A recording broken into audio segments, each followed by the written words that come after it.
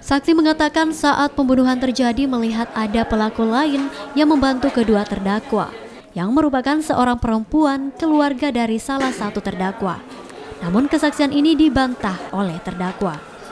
Hal ini pun membuat keluarga korban marah dan seusai persidangan sejumlah keluarga korban mengejar kedua terdakwa yang saat itu dikawal ketat oleh petugas kepolisian. Menurut rencana, sidang akan dilanjutkan hari Senin mendatang.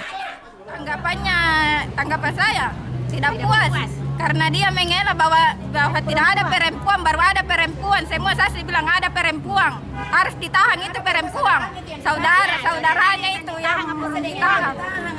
Terus nanti harapan dari keluarga korban sendiri untuk sidang lanjutan di hari Senin, rencananya minta dihadirkan siapa? Minta dihadirkan Malik. Malik itu siapa? Ya, Malik itu perawat. Perawat. Karena dia itu keluarga juga dari terdakwa, keluarga dari